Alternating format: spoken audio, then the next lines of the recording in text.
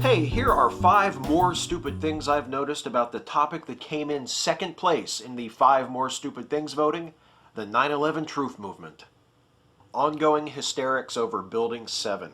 I made fun of the truther obsession with Building 7 in my previous 5 stupid things video on this subject, but the point of my mockery was lost on most of the truthers who left comments. Go figure. So let me take a minute now to address Building 7 a bit more directly.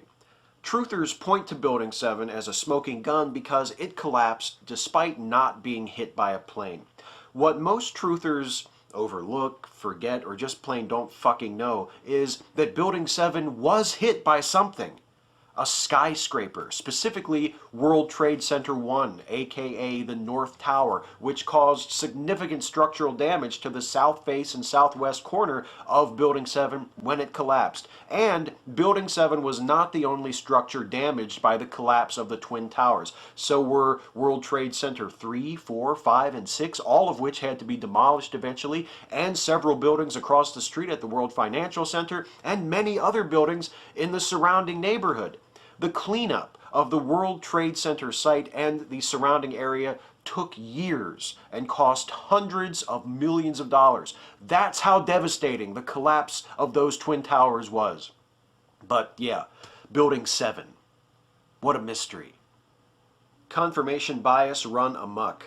If you've ever had a conversation with a truther, you know how it usually goes. They treat their arguments, their paranoid suspicions, their sinister innuendos, as though their conclusions are self-evident, while anything that contradicts those conclusions is just rejected out of hand.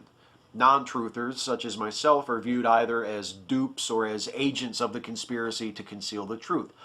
But why should I, someone who admittedly has no professional training in science or engineering, trust the opinion of a handful of conspiracy theorists ahead of the opinion of the overwhelming consensus that discredits the truth movement?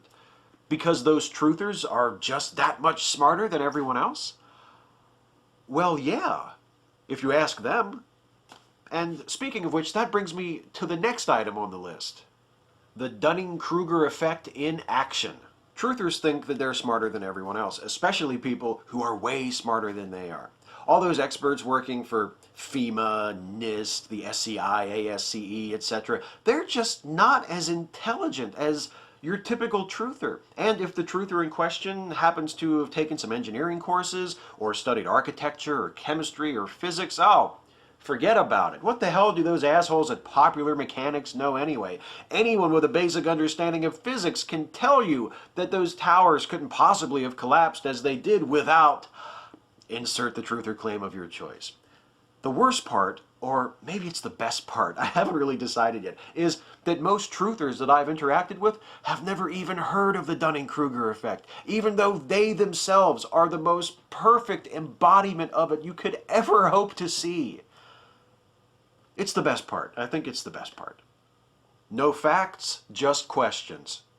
When some truthers say they're just asking questions, that's exactly what they mean. They are just asking questions. And as I said in the previous video on this topic in this series, there is nothing wrong with asking questions. Hell, there are lots of important questions I would love to have the answers to. Questions like, how did life on Earth originate? Or why is Hulu suddenly showing me commercials for Pigeon Forge?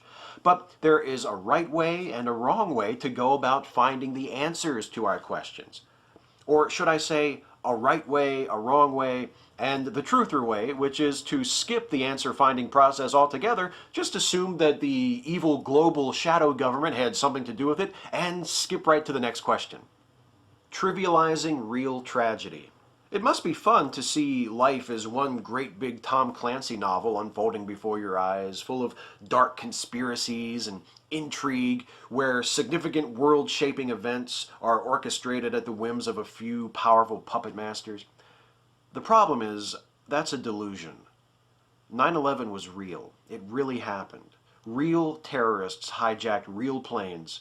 They crashed them into real buildings, and 3,000 real people really died on those planes in those buildings. The 9/11 truth movement is never more repellent than when it seeks to tamper with this reality.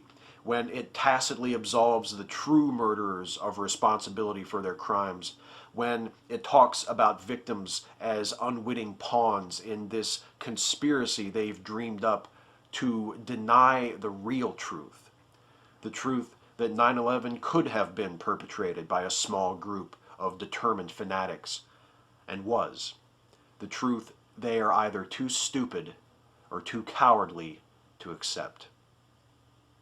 The hardest part is only picking 5. Catch you next time.